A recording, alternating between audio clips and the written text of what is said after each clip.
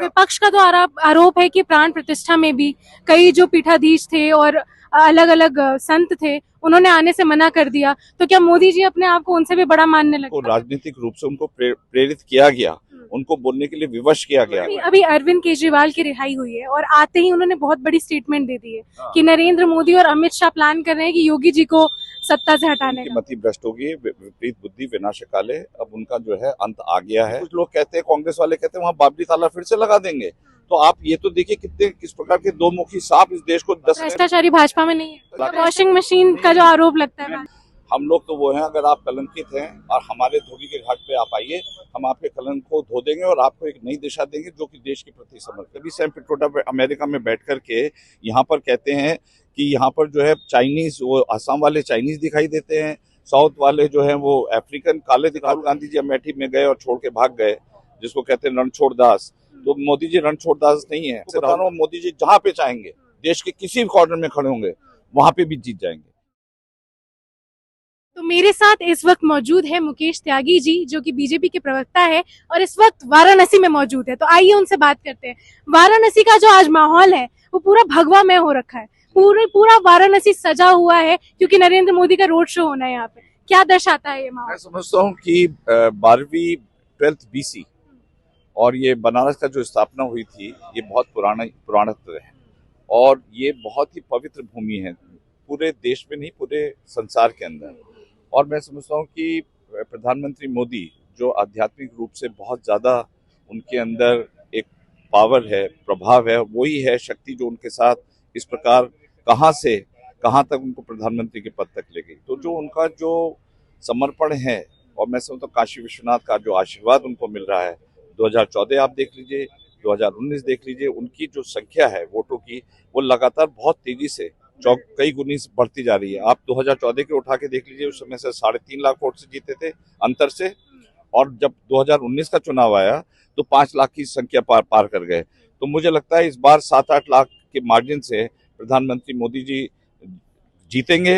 मैं तो यहाँ तक कहता हूँ अगर वो अनुपस्थित भी रहे, क्योंकि उन्होंने बनारस की जनता के साथ कोई ऐसा, जैसे राहुल गांधी जी अमेठी में गए और छोड़ के भाग गए, जिसको कहते हैं रणछोड़ दास, तो मोदी जी रणछोड़ दास नहीं है।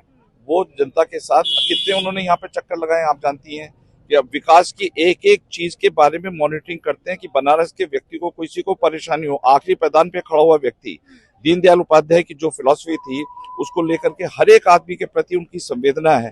तभी आप देख रहे हैं कि जो सर्वांगीण विकास हो रहा है, ये समावेशी विकास हो रहा है, सबका साथ, सबका विकास और सबका प्रयास और सबका विश्वास। शायद इसलिए गुजरात से आकर यूपी ने उनको अपना लिया है इस तरीके से। मैं कह रहा हूँ वो यहाँ के बनारस के, काशी के आध्यात्मिक पुत्र हैं और उनका समर्पण आध्यात्मिक है। वोट और उनको कहीं से भी जीत जाए, मैं आपको बता रहा हूँ, मोदी जी जहाँ पे चाहेंगे, देश के किसी भी कॉर्नर में खड़े होंगे, वहां पे भी जीत जाएंगे। लेकिन काशी के प्रति उनका प्रेम आध्यात्मिक प्रेम है और वो जानते हैं कि अभी अयोध्या का आप देख लीजिए, जो कि नजदीक यहाँ से 2-2.5 घंटे जाइए, प्राण प्रतिष्ठा कितनी उससे की गई, और ये मालवीय चौक, तो इन्होंने हर चीज। विपक्ष का तो आरोप है कि प्राण प्रतिष्ठा में भी कई जो पीठाधीश थे और अलग अलग संत थे, उन्होंने आने से मना कर दिया। तो क्या मोदी जी अपने आप को उनसे भी बड़ा मानने लगे? नहीं, ये बिल्कुल गलत धारणा। मैं आपको बताऊं, ये जरा विचार थोड़ा सा लंबा हो जाएगा। कुछ उसमें पीठाधीश ऐसे भी हैं जो राजनीतिक रूप से बहुत प्रेरित थे, उनको राजनीतिक रूप से उनको प्रेरित किया गया, उनको बोलने के लिए विवश किया गया। अरे आप प्राण प्रतिष्ठा हो रही है, कह रहे मंदिर कंप्लीट नहीं हुआ है, ऐसे आलोचना करने से अच्छा भगवान राम इन सब छोटी छोटी संकीर्ण बातों से बहुत ऊपर हैं। तो आप समर्पण दिखाइए, आप इन इफ और बट, किंतु परंतु लगा करके आप इतने बड़े भव्य मंदिर का निर्माण हुआ है। देखिए 500 साल का इतिहास है राम मंदिर का, कोई आज का इतिहास नहीं है। तुलसीदास, महाकवि तुलसीदास जिन्होंने रामचरितमानस लिखा, तब से अयोध्या का वर्णन आ रहा है। भगवान राम का कितनी मुश्किल से वहां पर जो है एक मंदिर बना है, बाबरी मस्जिद को ढाया गया है, और भी कुछ लोग कहते हैं, कांग्रेस वाले कहते हैं वहां बाबरी ताला फिर से लगा देंगे। तो आप ये तो देखिए किस प्रकार के दो मुखी सांप इस देश को डसने लगे। अभी अरविंद केजरीवाल की रिहाई हुई है और आते ही उन्होंने बहुत बड़ी स्टेटमेंट दे दी है कि नरेंद्र मोदी और अमित शाह प्लान कर रहे हैं कि योगी जी को सत्ता से हटाने का। तो इस पे क्या कहना चाहेंगे? देखिए उनकी मति भ्रष्ट होगी, विपरीत बुद्धि विनाश काले, अब उनका जो है अंत आ गया है। उनके पीछे नेशनल इन्वेस्टिगेशन एजेंसी का ऑलरेडी इन्वेस्टिगेशन चल रहा है। उनका जो क्रिमिनल बैकग्राउंड है वो अब सामने आ रहा है।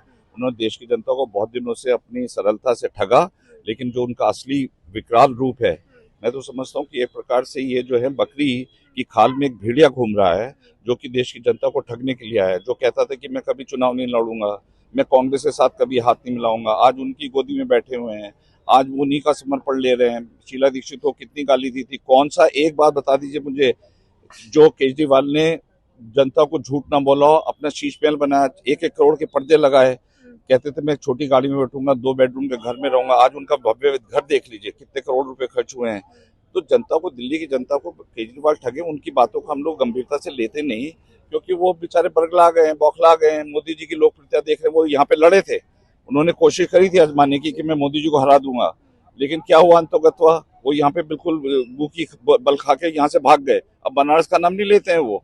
तो ये केजरीवाल जी को आप इतने गंभीरता से, आप मुझे, मैं समझता हूँ कोटेशन देना भी एक प्रकार से बहुत ही संकीर्ण विचारधारा को प्रतिबिंबित करता है मेरे मानने तो से। ये जो भाजपा का इस बार नारा है, विरासत भी विकास भी, और वहीं विपक्ष कह रही है हाथ बदलेगा हकीकत, तो हाथ बदलेगा हालात, तो क्या लगता है कि हालात क्या इतने खराब समझ रही है विपक्ष देश का कि उसको बदलना चाहती है अब? वो हाथ हाथ जो है पहले अपने ऊपर घुमाएं, क्योंकि जिस प्रकार से राहुल गांधी जी ने अमेरिका में जाके, लंदन में जाकर के हमारे देश की प्रजातंत्र को गाली दी है और चाइना को सराहना किया कि चाइना से सीखिए, किस प्रकार से सैम पिट्रोडा ने अभी जो है वो किया है कि पूरी जो है वितरण होगा, पूरी सबकी आपकी जमीन ले लेंगे, आपके घर ले लेंगे, आपकी गाड़ियां ले लेंगे और जो है समाज में वितरित कर देंगे। जो मार्क्सिज्म की छाप, जो वामपंथी की छाप वो दिखा रहे हैं, इनके पीछे जरूर कोई अंतर्राष्ट्रीय षड्यंत्र के ये वो हैं। तभी सैम पिट्रोडा अमेरिका में बैठ करके यहाँ पर कहते हैं कि यहाँ पर जो है चाइनीज, वो आसाम वाले चाइनीज दिखाई देते हैं,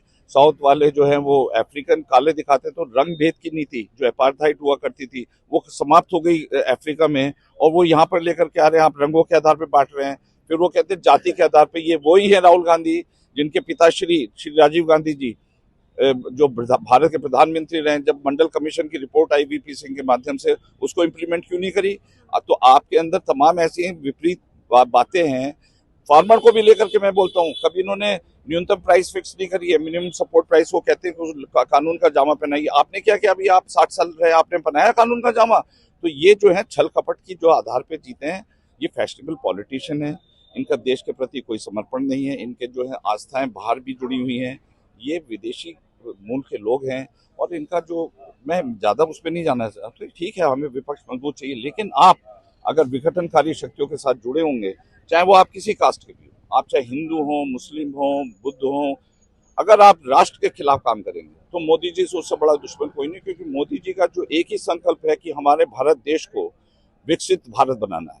अभी हम 5th लार्जेस्ट इकोनॉमी ऑलरेडी हैं, 3rd लार्जेस्ट हो जाएंगे, और 2047 जो अमृतकाल का महोत्सव है, वहां पर हम जब पहुंचेंगे तो फ्रांस, अमेरिका, चाइना, इन सब से हम आगे निकल करके, क्योंकि हमारी 140 करोड़ जनता है, हमारा मार्केट है यहाँ पर, दुनिया हमको देख रही है, हमारी डेमोक्रेसी है यहाँ पर, चाइना से उठ करके निवेश यहाँ आ रहा है।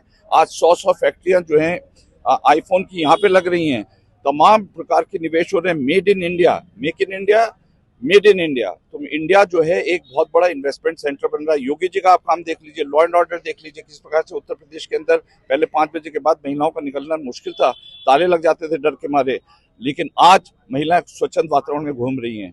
तो कौन सा ऐसा काम, लॉ एंड ऑर्डर आप देख लीजिए, कोई गुंडा माफिया आज जो है चुनाव को प्रभावित नहीं कर सकता। नहीं तो पहले होता था, इलेक्शन में आप जाएंगे, आपको वोट नहीं डालने देंगे अगर आप तो विपक्षी पार्टी से हैं, आपको पकड़ कर उठा के ले जाएंगे। फिरौती, गाजियाबाद में कितनी फिरौती लोगों से ली जाती थी, कोई उद्योगपति अपना काम नहीं कर पाता था कि शाम को लगा उनके बच्चे किडनैप हो गए और उनसे फिरौती मांगी जा रही। तो फिरौती का इन्होंने सारा, अब ये दिक्कत ये हो गई, मैं थोड़ा सा 1 मिनट और लूंगा, क्योंकि इनके पर्दाफाश कर दिया मोदी ने। यहाँ पे उन्होंने ऐसे भ्रष्टाचारियों को, ऐसे तुष्टिवाद करने वालों को, जिन्होंने सिर्फ यही दुकान चला, भ्रष्टाचारी भाजपा में नहीं है या भ्रष्टाचार, वॉशिंग मशीन का जो आरोप लगता है? मैं इस बारे में बहुत सुन चुका हूँ। वॉशिंग मशीन, धोबी का घाट।